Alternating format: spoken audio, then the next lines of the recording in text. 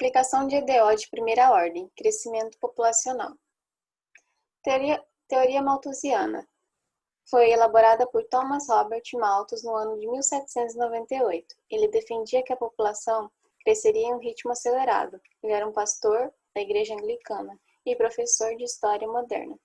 Escreveu uma das mais importantes obras sobre o crescimento demográfico, Ensaio sobre o princípio da população. A Revolução Industrial trouxe grandes mudanças. Uma delas foi o acelerado crescimento populacional. Essa industrialização transformou as relações entre o homem e o meio. As pessoas acabaram deixando o meio rural e passando para o meio urbano, à procura de oferta de emprego. Em sua obra, Ensaio sobre o princípio da população, Malthus deixou evidente seu pensamento sobre o desenvolvimento humano.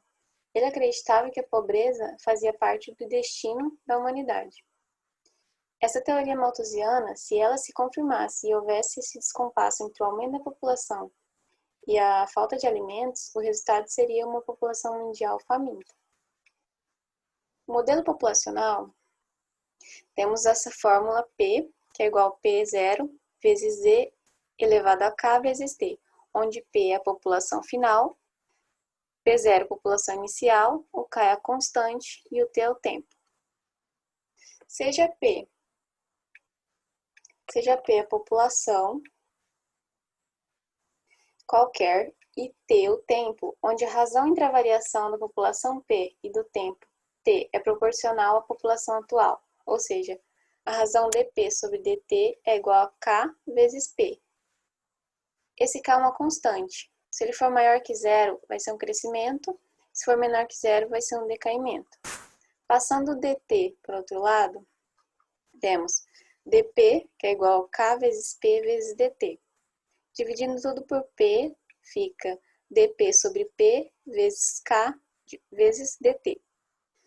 Integrando os dois lados, fica ln de P mais ln de C2, que é uma constante, igual a K vezes T mais o ln de C, que também é uma constante. Passando o ln C2 para o outro lado, fica ln de P igual a K vezes T mais ln de C1 menos ln de C2. C1 e C2 são constantes arbitrárias, onde ln de C é igual a ln de C1 menos ln de C2. Reescrevendo, fica ln de P igual a K vezes T mais ln de C. Colocando os dois lados na base E, fica P igual ao C vezes E elevado a K vezes T. Essa equação também pode ser escrita da seguinte forma: P, que é igual ao P0, que é a população inicial, o E elevado ao K, que é a constante, vezes o tempo.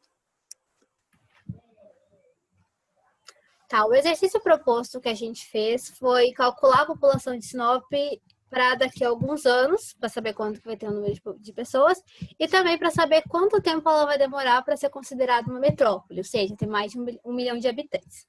A gente pensou nisso partindo da ideia de que se fala muito, a Sinop é a cidade que mais cresce no Nortão, é a capital do Nortão. Então a gente resolveu ver na prática, digamos assim, como que vai funcionar o número populacional dela ao longo dos anos. Para isso, a gente utilizou os dados dos últimos 2 censos do IBGE, e a primeira parte foi calculando o K, para ter a nossa constante, que vai ser utilizada em todos os outros cálculos. A gente utilizou todos os números para ter um resultado mais preciso. Depois a gente jogou na fórmula, onde o nosso P0 escolhido foi para o ano de 2010, utilizando aquela população, e vai ser essa população P0 em todas as outras fórmulas. A gente também, isso é o número de habitantes de 30 anos. A gente também fez o número de habitantes de 40, 50, 60 anos. E em 2070 a gente teve o resultado de que só nesse ano a gente vai ser considerado uma cidade grande. Ou seja, a gente vai ter mais de 500 mil habitantes e vai sair da nossa zona, que é cidade média, e passar para cidade grande.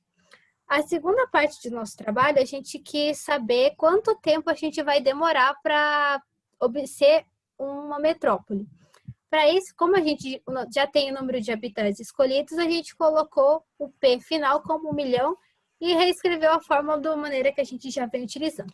Ao manipular os cálculos, a gente chegou à conclusão que vai demorar ainda 86 anos para a gente ser considerado uma cidade uma metrópole, no caso.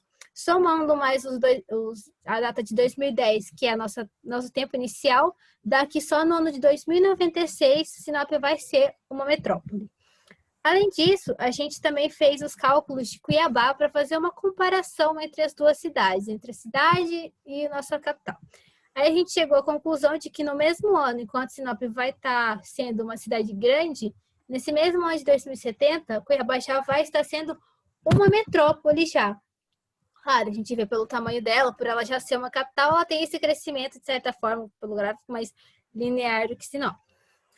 Bom, apesar dessas especificações que a gente fez, é só basicamente são cálculos. Da mesma maneira que Malthus errou quando ele fez no passado, esse número tanto pode ser maior quanto menor. Isso porque quando se faz esse cálculo, a gente não pensa nas variáveis que podem acontecer, como o número de imigrantes que podem alterar, ou a taxa de mortalidade, que pode ser maior em determinado tempo do que uma média, como, por exemplo, está acontecendo na pandemia. É algo, de certa forma, meio raro de acontecer, mas acontece como a gente vem vivendo. Então, a conclusão que a gente chega é que Sinop ainda vai demorar muitos e muitos anos ainda para ser uma metrópole. E esse foi o nosso trabalho. Obrigada!